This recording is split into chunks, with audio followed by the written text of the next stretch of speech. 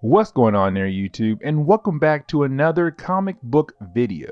This is the channel where we cover different kinds of comic book stories from Marvel, DC, and even IDW as well. This time we are going to jump over to DC Comics and continue our coverage over the Batman Hush storyline. The storyline where Batman has been dealing with a lot of his villains in a short period of time. But somehow they're all connected, and the question is how? This video is going to wrap everything up for us here. And so if you like today's comic book video, please leave me a like down below and also subscribe to the channel for more content to come in the near future. Also, any suggestions on books I should read, well, please let me know in the comments below. You never know, your suggestion could be a future video down the road. But I do hope you enjoy today's video. So picking back up with Batman Hush, we actually pick up with Batman about to break into a Lex Luthor airplane. Reason why is because in our last video, Batman found out that maybe Ra's al Ghul could be behind everything. The problem is that you just cannot simply confront Ra's al Ghul. He's hard to find, also hard to get a chance to have a conversation with him. And so Batman's idea is to kidnap Ra's al Ghul's daughter, Talia al Ghul. Remember, since Lex Luthor became president, he let Talia run his company. And so that's why she's on a Lex Luthor airplane, and why Batman is trying to break into it, to simply just use her as a way to make her father mad and come after Batman. Of course, when Batman gets back to his Batcave, word has already gotten to Ra's al Ghul that Batman kidnapped his daughter, and Batman finds a sword stuck in his computer. Now to Batman, this means that Ra's al Ghul is here, and Alfred could be in danger.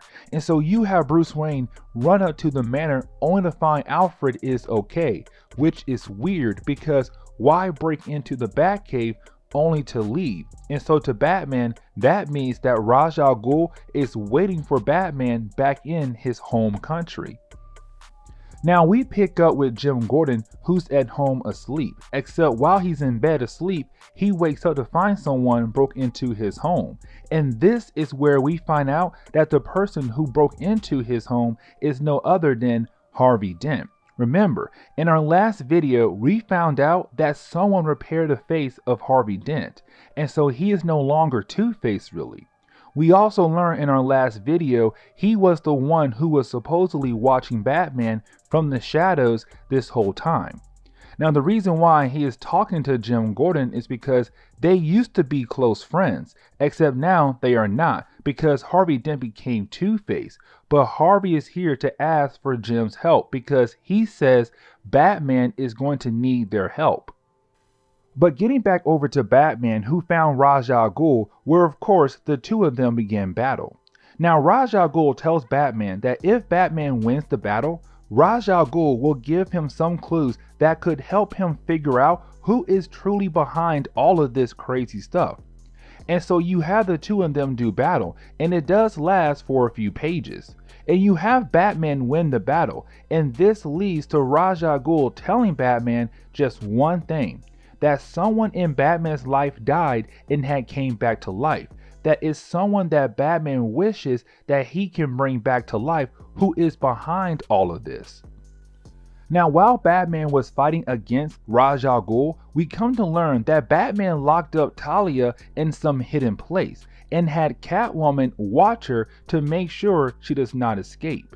Which honestly, if Talia wanted to escape, she can, because Catwoman cannot stop her at all. Except while they are chilling in this room, this is when Lady Shiva appears, and she is this character who is like one of the best assassins in the world.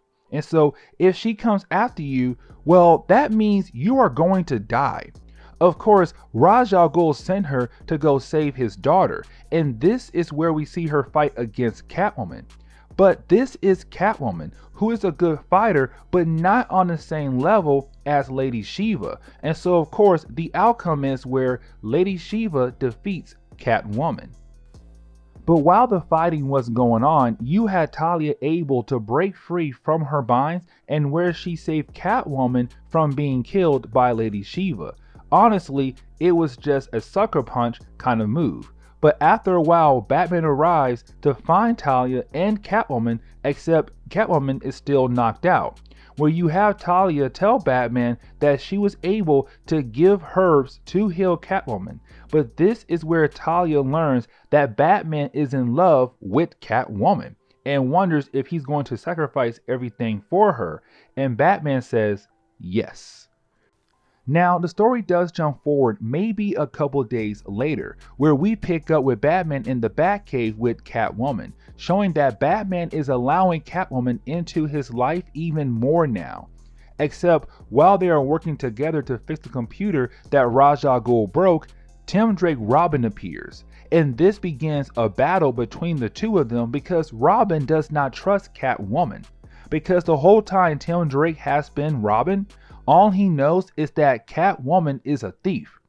And so when he comes to the Batcave and sees her, Robin tries to fight her. Now Batman stops them from fighting because he wants these two to work together.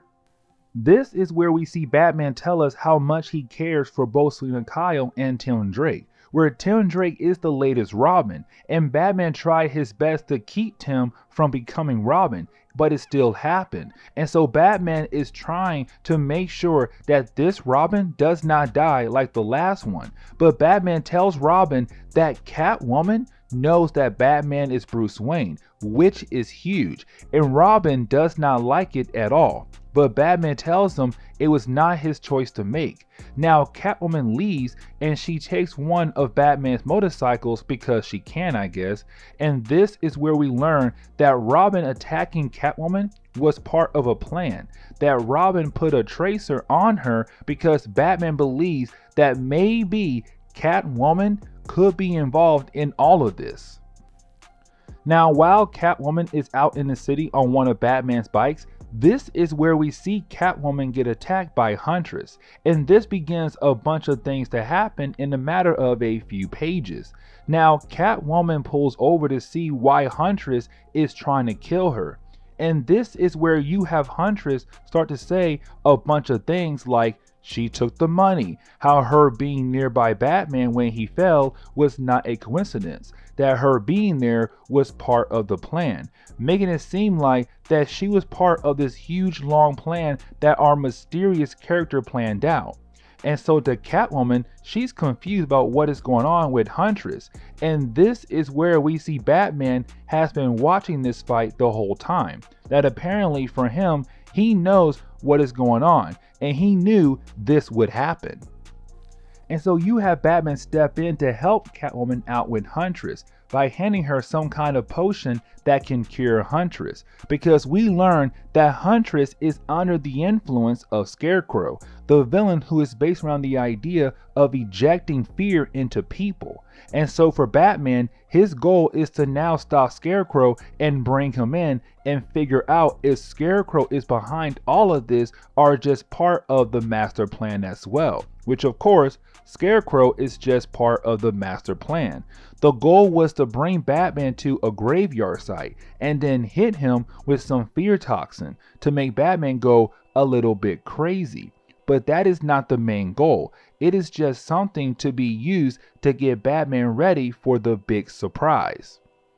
Now after Batman is able to subdue the Scarecrow, this is where someone calls out to Batman and we see our mysterious character once again. Now this is where the story gets more interesting, because earlier we learned that our mysterious character was supposedly Two-Face, that Two-Face's face was healed, and he planned all of this apparently, except we learn that is not true. You have this person pretending to be our mysterious character take off the bandages to reveal that it is Jason Todd, the second Robin who has returned back from the dead to get revenge against Batman. Now there's a good reason why Jason is holding Tim Drake hostage right now, and that reason is because Tim Drake took his spot, and so to Jason Todd, Batman just moved on and replaced him with Tim Drake. And now for Tim, he does get lucky because you do have Catwoman come out of nowhere to save him from Jason Todd. And so this gives Batman and Jason Todd the chance to do battle. And so now we get to see the second Robin, who was killed years ago but somehow came back to life, fight against his old mentor. Now this fight is pretty cool, but you have Jason Todd talking mad smack towards Batman, basically just throwing smart remarks towards Batman, but at the same time saying things to remind Batman that he failed, that Jason Todd's death is on him, and it is actually getting to Batman. And we even see him telling us that when Jason Todd died, Batman thought of putting Jason in the Lazarus pit to bring him back to life, except he knew if he did, it would cause so much trauma to the brain, and he just left it alone. But you have these two fight for a few pages, except you have Jason Todd run away. Of course, you have Batman follow him, but Batman still having doubt that this person calling himself Jason is really Jason Todd. Now, this second round of fighting does last for just a couple more pages, but this is where we learn that this is not Jason Todd. We learn it is Clayface pretending to be Jason Todd. We find this out because at the end of the fight, you have Clayface just melt away and just leave the jacket he was wearing, letting Batman know that Jason Todd is not alive. Well, not yet. But the point is, Batman tells Tim Drake that he knew it was not Jason Todd, only because there was clay on the ground, and so that let Batman know that it was Clayface, and that is it. But you have Batman walk away from Tim Drake to talk to Catwoman. Really, it is just Batman talking to Catwoman about how Huntress could have been part of this master plan to whoever behind all of this. Now you have Catwoman tell Batman she does not like the idea of him not trusting her all the way, where you have Batman tell her he does, and he leaves because he needs to find Huntress, and she could lead him to whoever is behind all of this. But this leads to him visiting Oracle, and where we see Batman telling Oracle to find Huntress, who stole one of his motorcycles, the same one that Catwoman stole earlier to be exact. But this is where you have Oracle ask Batman what made him think about Thomas Elliot after his fall in our first video. And Batman tells her it is only because he is the best brain surgeon in the world. Except you have Oracle state that those thoughts were implanted in Batman's head. And this is where we learn that Batman found something a while back in his computer and had Oracle look at it. Except she says what she found was some kind of tech to make Batman think of Thomas Elliot, and there is only one person who can do that. This is where we learn who put that tech into Batman's computer, where we come to find out it was Harold. Now Harold was this character from the 90s who was a hunchback guy who was also mute, except was amazing when it came to technology. But when Batman goes to confront him, we learn that he is no longer mute and he is no longer a hunchback anymore. Someone healed him, completely healed him, but before he is able to tell Batman who did it, Harold is shot and killed. And where we see Batman is confronted by our mysterious character, and we're just going to go ahead and call him Hush at this point. But this leads into Batman and Hush fighting against each other, and this is the last chapter of the story, and so everything is going to end here in this chapter, and you have Batman trying to figure out who is Hush. The last person he saw in a trench coat was Clayface pretending to be Jason Todd, except Batman knows it is not Clayface, it must be someone else, and he is guessing and guessing but unable to figure out who it is. Except that is when you have Hush talk about the night Thomas Elliot's father died. The night Bruce Wayne's father tried to do brain surgery to save Thomas Elliot's father's life. Except he failed. But you have Hush state in a way that he is Thomas Elliot. that he wanted both of his parents to die that night, and so he can get all of the money. But Bruce Wayne's father saved Thomas Elliot's mother, letting her live longer. But we learn that Thomas Elliot made his mother sick so he can get rid of her. Now, she had cancer, but I would not pass it by. Thomas Elliot somehow gave his mother cancer. Now, Hush is able to get the upper hand on Batman by blowing up the Batmobile, which knocks out Batman. Now, Hush's game plan is not to kill Batman just yet, except take him back to Arkham Asylum to have everyone unmask Batman. But that is when you have Jim Gordon appear and try to stop Hush before he is able to do anything, and then Harvey Dent appears as well. Except Harvey Dent shoots Hush twice in the chest and Hush falls into the river. And this is the first time Batman is finding out that Two-Face's face was repaired.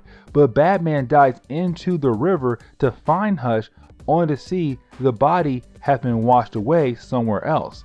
And so you have Jim Gordon take Harvey Dent into custody for shooting Thomas Elliot. But you have Harvey tell Batman that Thomas Elliot did not die earlier by the Joker in our last video. It was Clayface again, pretending to be Thomas Elliot.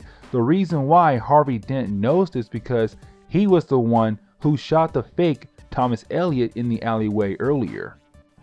And we do get a one-page setting where Huntress meets with Catwoman, and we learn that Huntress was not really helping Hush out, that Hush came to her and gave her money, told her it was to help upgrade her equipment, and he was just a concerned citizen. And when she checked him, he was a clean, innocent person, and so she was tricked, and then the Scarecrow messed her up even more. Then we see Batman in the Batcave with Superman, where he tells him everything he has learned so far, even the part where a computer program was put into his computer to make him think about Thomas Elliot. But you have Batman tell Superman to use his X-ray vision to see if there is some kind of tracer on him. And there is one. It was placed by Thomas Elliot when he did brain surgery on Bruce Wayne. And so that is how Hush knew where Batman was always at. We then see Batman go to Arkham Asylum and tell us that Hush was not the only person behind all of this. And we learn that the Riddler was also behind all of this as well. That him and Hush worked together to do all of this. That Riddler knew how to move pieces in the right spots to keep Batman guessing. But we learn this all started when Hush told the Riddler that he had brain cancer and he was going to die. But Riddler found one of Ra's al Ghul's Lazarus pits, used it, and then basically it healed him from his brain cancer. But it changed him, made him see things differently. And so that led him and Hush to work together to plan everything that happened to Batman and Batman Hush. But the Riddler knows that Bruce Wayne is Batman. But Batman is not scared of that. He tells the Riddler that he has bigger things to worry about, like Ra's al Ghul, since the Riddler used one of Ra's al Ghul's Lazarus pits without Ra's al Ghul's permission.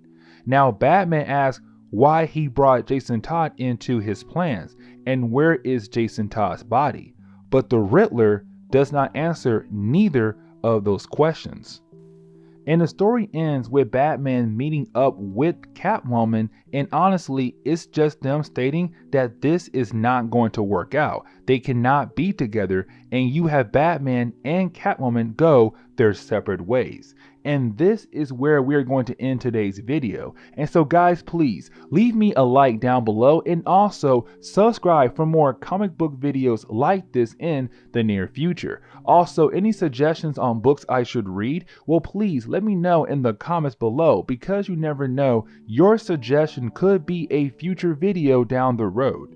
But guys, I'm out of here, and I will see you on the next comic book video. Later, guys.